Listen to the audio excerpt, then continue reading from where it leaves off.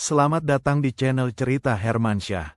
Kali ini saya akan membagikan sebuah cerita pendek yang berjudul Indah atau Winda atau aroma kopi yang beradu dengan aroma hujan sore itu selalu berhasil membuat Damar terjebak dalam lamunan.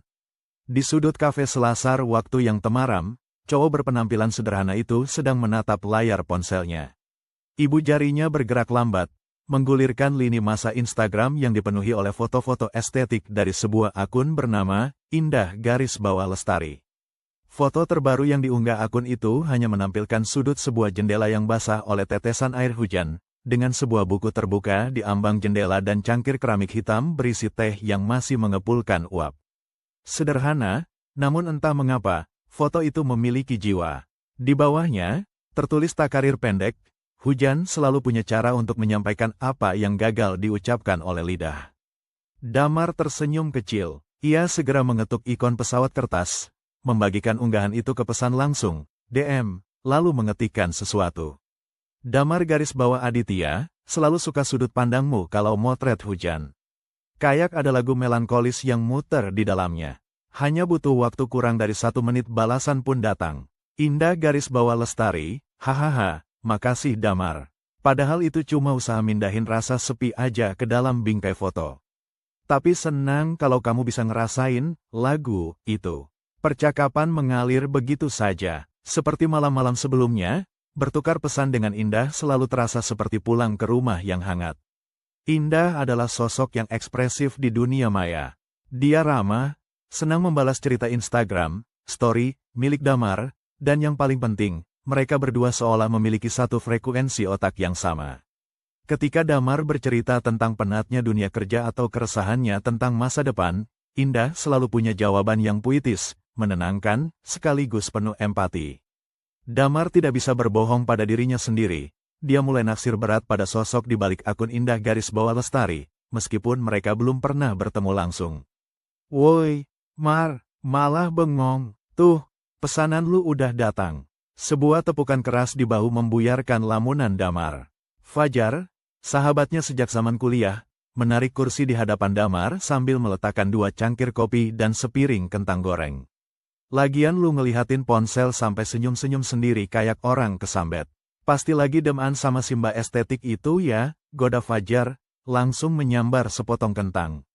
Damar terkekeh, buru-buru mengunci layar ponselnya dan meletakkannya di meja dengan posisi menghadap ke bawah.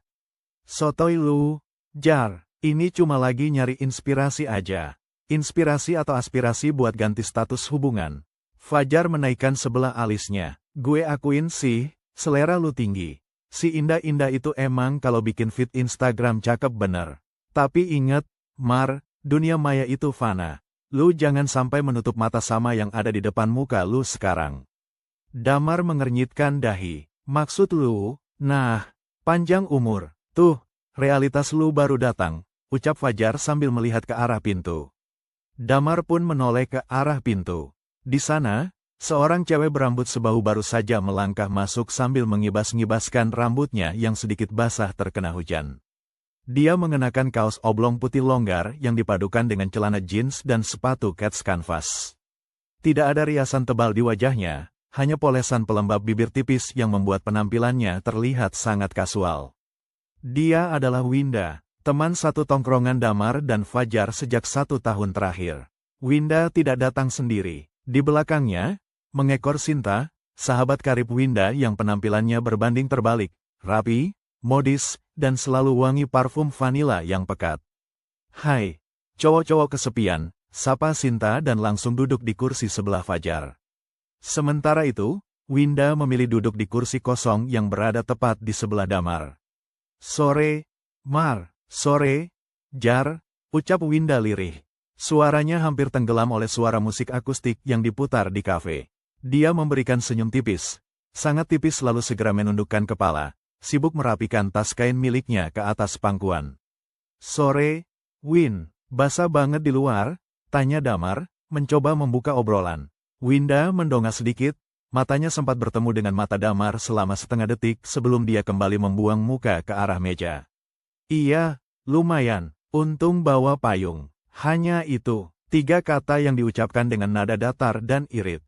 Damar mengembuskan napas pendek. Ini dia masalahnya. Winda adalah sosok yang sangat kalem, pemalu, dan kalau diajak mengobrol langsung seperti memiliki benteng pertahanan yang tebal. Dia jarang memulai percakapan, dan kalau ditanya, jawabannya seringkali hanya berupa konfirmasi singkat. Damar harus bekerja keras memutar otak mencari topik hanya untuk mendengar Winda berbicara lebih dari 2 kalimat. Namun, disinilah letak ironi hidup Damar. Di balik sifat pendiam dan dinginnya Winda, Damar justru menyimpan perasaan yang mendalam pada cewek itu. Ada sesuatu dari cara Winda menatap dunia, cara dia tersenyum simpul saat mendengarkan lelucon garing Fajar, atau bagaimana dia selalu melipat lengan bajunya dengan rapi, yang membuat Damar merasa Winda adalah cewek yang tulus dan menenangkan. Kalian berdua dari mana sih? Kok sore amat baru nyampe? Fajar mengambil alih pembicaraan, menyadari kecanggungan yang mulai merayap di antara Damar dan Winda. Biasa, nemenin si Winda ke toko buku bekas di Kuitang. Nyari novel lama katanya, jawab Sinta sambil menyenggol lengan Winda. Padahal zaman sekarang kan udah ada e-book ya, tapi anak ini emang rada kuno selera hidupnya. Winda hanya tersenyum tipis menanggapi sindiran Sinta, tangannya mulai meraih cangkir teh hangat yang baru saja diantarkan oleh pelayan.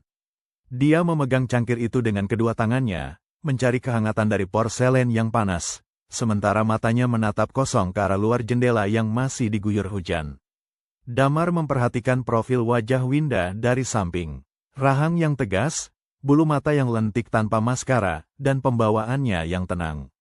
Dalam hati, Damar berbisik, "Kenapa ya, Win?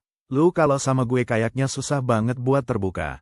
Apa gue ada salah?" Pikiran Damar langsung terbelah. Di sebelah kanannya ada Winda, sosok nyata yang fisiknya begitu dekat hingga Damar bisa mencium aroma samar sabun bayi dari bajunya, namun jiwanya terasa sejauh bintang di langit. Sementara di dalam ponselnya menyimpan sosok indah, cewek di dunia maya yang jiwanya terasa begitu dekat dan memahami setiap sudut pikiran Damar, namun sosok fisiknya masih menjadi misteri besar.